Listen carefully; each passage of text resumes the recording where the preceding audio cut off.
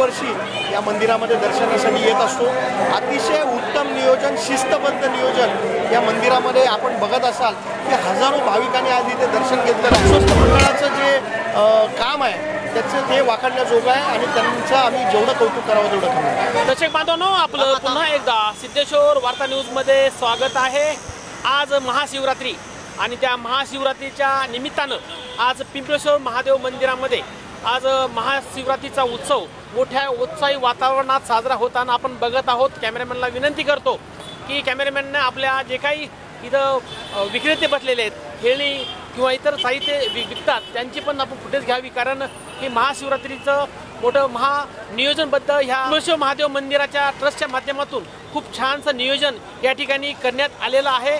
आणि आपण पुढे जाऊन ते महाशिवरात्रीचं जे पिंपळेश्वर महादेव मंदिराचं आतमधून प्रवेशद्वार आहे त्यामध्ये अनेक भाविक भक्तगण मोठ्या संख्येने इथे उपस्थित आहेत, परंतु एक शिस्तीनं आणि लाईन लावून दर्शनाचा ते लाभ घेत आहेत। त्याच अनुषंगाने येथील जे ट्रस्टी आहेत, जे सन्माननीय अध्यक्ष आहेत, जे संचालक आहेत, जे सचिव आहेत, आपण त्यांची प्रतिक्रिया घेऊयात आणि या महाशिवरात्रीच्या निमित्तानं त्यांनी कोणत्या प्रकारचं आयोजन, नियोजन आणि संयोजन केलेलं आहे आपण त्यांची प्रतिक्रिया घेऊन हे बातमीचं पूर्ण वार्तांकन करूयात। तर दर्शक बांधवांनो, आपल्या समवेत दीपेशजी म्हात्रे आहेत। म्हात्रेजी, आपण दर्शन घेण्यासाठी आलात पिंपळेश्वर महादेव मंदिरामध्ये, कसं बघता याकडं आणि महादेव मंदिरामध्ये कसं काय नियोजन आहे, काय सांगाल? हे जे पिंपळेश्वर महादेव मंदिर आहे हे या कल्याण ग्रामीण भागातलं एक पुरातन मंदिर आणि सर्व भाविकांच्या भावना असलेलं एक मंदिर आहे। आमच्या देखील भावना अतिशय जुळलेल्या आहेत। त्याच्यासाठी इथले सगळे आमचे सभासद मित्र यांच्यासाठी आम्ही दरवर्षी या मंदिरामध्ये दर्शनासाठी येत असतो। अतिशय उत्तम नियोजन, शिस्तबद्ध नियोजन या मंदिरामध्ये आपण बघत असाल की हजारो भाविकांनी आज इथे दर्शन घेतलेलं आहे आणि उद्या हजारो भाविकांसाठी इथे मोठ्या प्रमाणात भंडारा देखील असणार आहे। मी इथले जे विश्वस्त मंडळ आहे त्याचे खूप खूप आभार मानतो, कारण आपण बघितलं तर या जनतेला, इथे असलेल्या लोकांना आज इतकी गरमी असून देखील त्यांनी मंडप असेल, शेड असेल, लोकांच्या दर्शनाची जी सोय केलेली आहे त्याच्यामुळे नागरिकांना मोठ्या प्रमाणात इथे फायदा होतो आहे। लोक मनोभावे इथे दर्शन करत आहेत आणि या विश्वस्त मंडळाचं जे काम आहे त्याचं ते वाखाणण्याजोगं आहे आणि त्यांचं आम्ही जेवढं कौतुक करावं तेवढं कमी।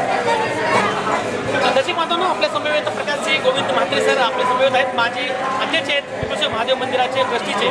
सन्मान्य महोदय, आपल्या नेतृत्वाखाली हे पूर्णतः बघले जात आहे, कसं बघता याकडं? आणि खूप छानसं नियोजन केलं आहे। आता दीपेशजी म्हात्रे म्हटलेत की ट्रस्टीनं खूप छान नियोजन केलेलं आहे, त्याबद्दल तुम्हाला शुभेच्छा दिल्यात, काय कसं बघता याकडे? हे जे नियोजन आहे यासाठी अनेक लोकांचे त्याच्यात योगदान आहे। हा इतका मोठा जो भव्य स्वरूपाचा जो कार्यक्रम इथे आपण आयोजित करतो यासाठी या परिसरातले सगळे समाज बांधव असोत, तो इंडस्ट्रीज असोत आणि वारकरी संप्रदायातले सगळेच लोक, या सगळ्यांचा ह्या कार्यक्रमासाठी खूप मोठं योगदान असतो, सहकार्य असतो। परिसरातील संपूर्ण जो युवक वर्ग आहे तो इथे रात्रंदिवस राबत असतो हा कार्यक्रम पार पाडण्यासाठी आणि म्हणूनच हा कार्यक्रम यशस्वी होतो। सर, पिंपळेश्वर महादेव मंदिरला पुरातन मंदिर म्हणलं जातं, हे आमच्या दर्शक बांधवांना थोडंसं स्पष्टीकरण द्याल?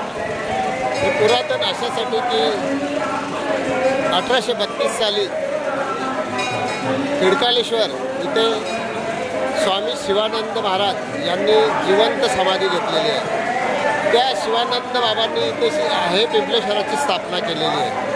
त्यांच्या तपश्चर्याच्या कार्यकाळात ते काही वर्ष इकडे राहिलेले आहेत। त्यांनी एक शिवलिंगाची इथं स्थापना केली, त्यानंतर आमच्या ग्रामस्थांनी तिची जोपासना केली अनेक वर्ष। इथे सगळे संपूर्ण जंगल आणि भात शेती होती, त्या काळच्या त्या शेतकऱ्यांनी जतन केलं आणि मग लोकांचं ते श्रद्धास्थानच झालं आणि त्यापासून ते संपूर्ण लोक ह्या भागात दर्शनासाठी येतच असतात। पण आपण या पुरातन मंदिरासाठी काही शासनाकडे मागणी करणार का? शासनाकडे मागणी करणार का? ह्याला ऑलरेडी शासनाने तीर्थक्षेत्राचा दर्जा दिलेला आहे। गणेश नाईक साहेब जेव्हा पालकमंत्री होते त्यांच्या कार्यकाळात त्यांनी ह्या मंदिराला तीर्थक्षेत्राचा दर्जा दिलेला आहे। इथे सुधारणा करण्यासाठी खूप वाव आहे। मी जिल्हा परिषदला असताना त्या काळात आणि DPTCला असताना त्या काळात 45 लाख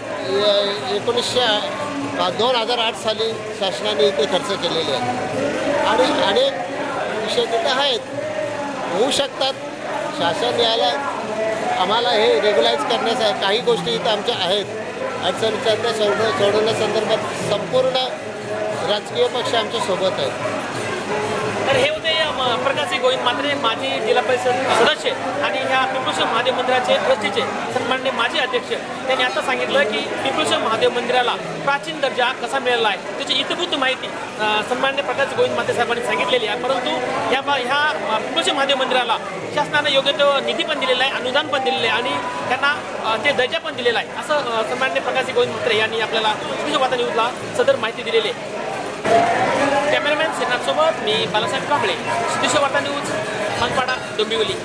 तसे बांधवांनो, आपल्या चॅनलला नवीन असाल तर आपल्या चॅनलला लाईक, शेअर, सबस्क्राईब आणि कमेंट करायचं नका. पाहत राहा फक्त सिद्धेश्वर वार्ता न्यूज आपल्या यूट्यूब चॅनलवर.